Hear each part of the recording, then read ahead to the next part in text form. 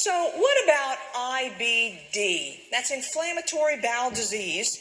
Those are two things like Crohn's or ulcerative colitis. And those are the ones that are typically associated with quantity of life. It's not a quality of life disease. Not real fun to have that. But it's associated with a quantity of life problem unless we really get their disease well managed.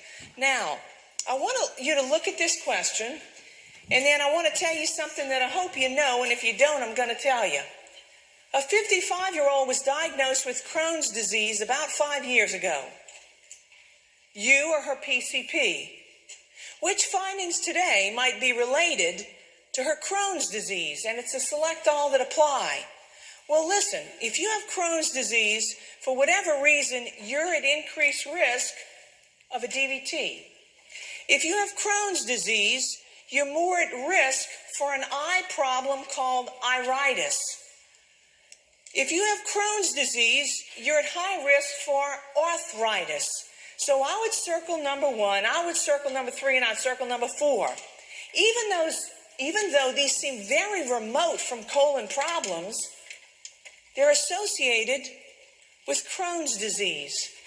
What do we call those things like arthritis and iritis and coagulopathy problems? We call them extraintestinal manifestations of disease. Listen to it again. Extraintestinal.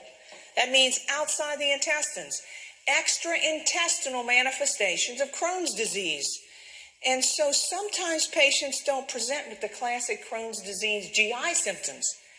They come in on and off into your clinic over a period of months with rashes, joint aches, and so eventually that diagnosis comes up. Extraintestinal manifestations. Y'all got it?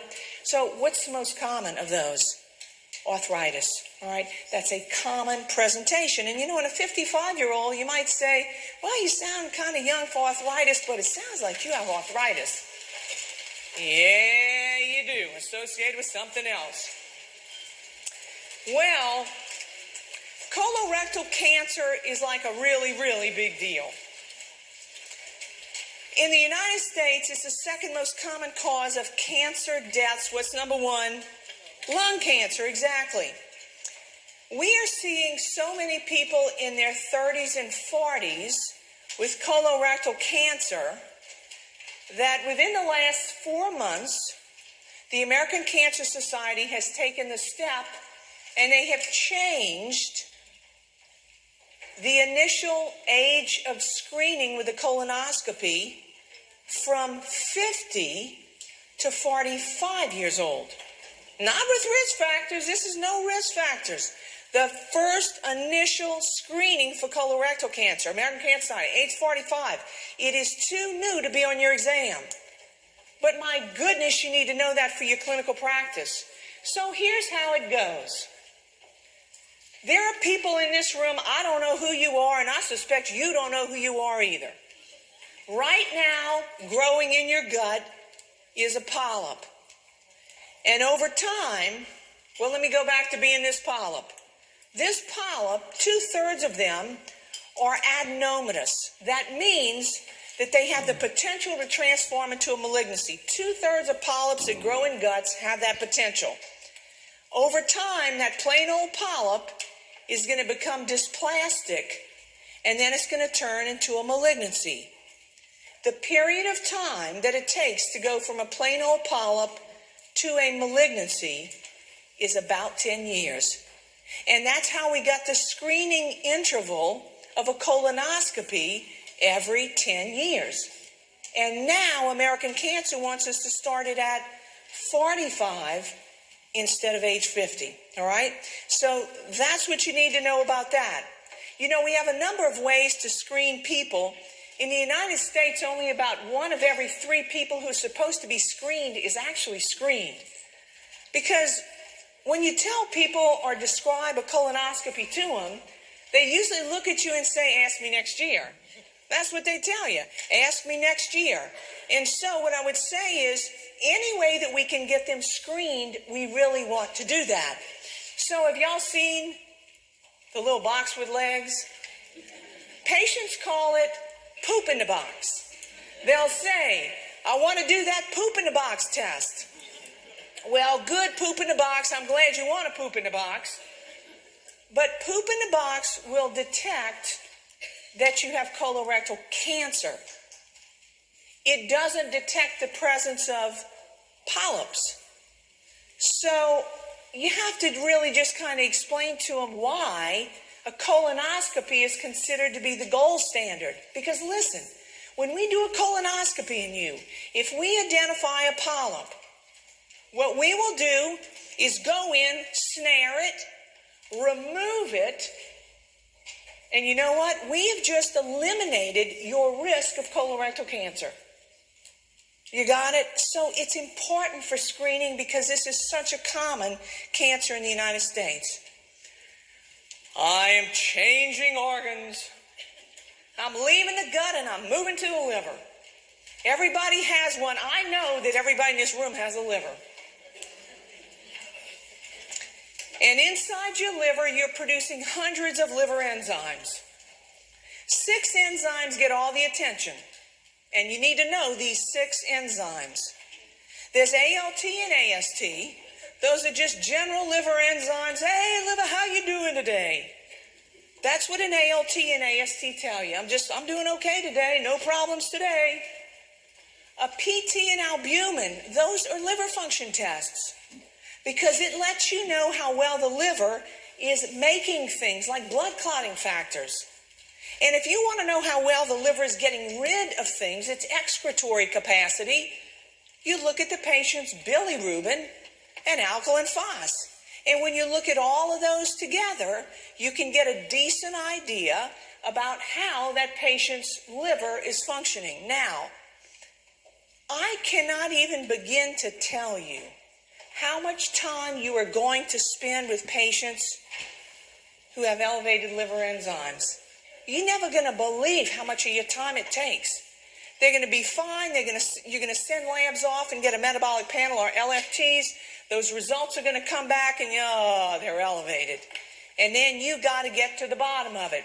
So let's talk a little bit about some of these. ALT and AST.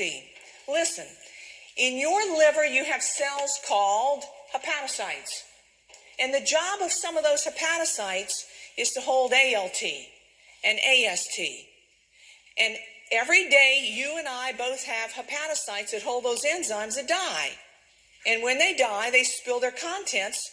And so every day you and I have low circulating levels of ALT and AST. So when ALT and AST levels rise, it means that you just lost a bunch of hepatocytes. And that's what made the liver enzymes rise. Well, what can make ALT and AST rise? Well, death to liver cells, but hepatitis can do it. Non-alcoholic fatty liver disease can do it. Or somebody who consumes way too much Tylenol. So ALT and AST, you can't believe how much time you're going to spend chasing that down. What about alkaline phos? Alkaline phos is a liver enzyme, but it's also found where? In the bone. So when the alkaline phos level rises, we think about liver disease, but we think about bone disease too. So I'm going to tell you a poor man's liver function test. You're going to deal with so many patients who don't have money. And you get an elevated alkaline phos, and you're going to be thinking, is it the liver or is it the bones? Here's what you will do. You're going to take and look at the rest of your liver enzymes. If all of your liver enzymes are normal, and the alkaline phos is the only one that's elevated, you need to think bone. You need to think bone trouble. If the alkaline phos is elevated, and you have any other liver enzymes that are elevated, then the reason that alkaline phos is elevated is probably the liver. You got it? So it's kind of a poor man's way to help you fractionate it. But you can fractionate. You can get it fractionated out. And honestly, it's not cheap, but you can get it done. What about bilirubin? If I were to say something like, hey girl, where you keep your bilirubin? Where do you keep your bilirubin? Where's your bilirubin? It's in your red blood cells. And every day you lose red blood cells just like I do. And when a red blood cell dies, it spills its content. And one of the contents of a red blood cell is bilirubin. So bilirubin rises, and you know what's supposed to happen? The liver is supposed to snatch it. And when it snatches bilirubin, it conjugates it and it recycles it. So, if your bilirubin's elevated, it either means your liver is sick and it's not snatching your bilirubin, or maybe you're losing so many red blood cells the liver can't keep up. But when you see a patient with elevated bilirubin, it's got to be investigated. You got to get to the bottom of that one. So I'll let you take a look at PT and albumin, but remember that your liver is the only organ in you that makes albumin. So you see why collectively these 6 tests can tell you about the functioning of a liver. All right, so there you go. Here's your patient. A 44-year-old has elevated LFTs. His ALT is 98, his AST is 78. Both of them are elevated. Mr. Boudreau, how you doing? Mr. Boudreau says, Amelie, I feel well. What are the 4 most common etiologies of elevated LFTs? Well, I promise you can circle number 1. Right, medications, one of the 4 most common. Alcohol, what's your guess on that one? Oh yeah, circle it twice. Fatty liver disease. Fatty liver disease is taking over the United States. And when I say it's taking over the United States, what I mean is that it has now replaced hepatitis C as the number 1 reason for liver transplants in the United States. Non-alcoholic fatty liver disease. You know what that is? That's when your liver becomes penetrated or infiltrated by fat. And it can't work anymore. And it produces a cirrhotic liver. So it's a bad deal. You got to circle number 3. Hemochromatosis is when your liver gets filled with iron. It happens, but not as a most common or top 4. The other is hepatitis C. Circle number 6. So as the 4 most common etiologies, I would circle 1, 2, and 3, and number 6. Now, let's talk about some medications. Can you give me a couple? I heard statins. What else? I heard alcohol, unless you use alcohol for medicinal purposes. I need a medication. What about acetaminophen? Right? You're getting ready to see a load of people who liver enzymes who go way up because they're taking too much Tylenol at this time of year. So statins and acetaminophen, there are plenty of others, but those 2 can certainly do it. All right? So look at this. Which of the following could be the cause of an elevated alkaline phos level? Well, age, certainly. Pregnancy, for sure, it goes way up. A recent healing fracture, yeah, because of the bone, circle number 3. Hyperthyroidism is a yes. What about bone mets? Yes. What about overdose with acetaminophen? Yes, but not number 7. So I'd circle 1 through 6. And again, it's an illustrative slide to help you realize there are a lot of things that drive alkaline phos up. Well, here's our last section. We're going to talk about hepatitis. And in the United States, there are 5 kinds of hepatitis. They're all viral in etiology, and we give them letters. Hep A, B, C, D, and E. And A is not the best. Grade of A is the best, but it's not best to have Hep A. It's not good to have any of these. And so when you have to learn to interpret those markers, and you're going to learn it right now, the first thing you have to learn about are these 2 immunoglobulins. Now, you remember when we talked about allergic reactions right after lunch? What immunoglobulin did I mention? IgE. IgE is involved in allergic reactions. But IgM and IgG are involved in immunologic reactions. So here's the first one you got to know. IgM is the immunoglobulin you produce the minute you get sick. So I want you to think of IgM and M of minute. The minute you get sick, IgM rises. And it remains elevated until you recover. And when you recover, the IgM level drops. And then you begin to produce IgG.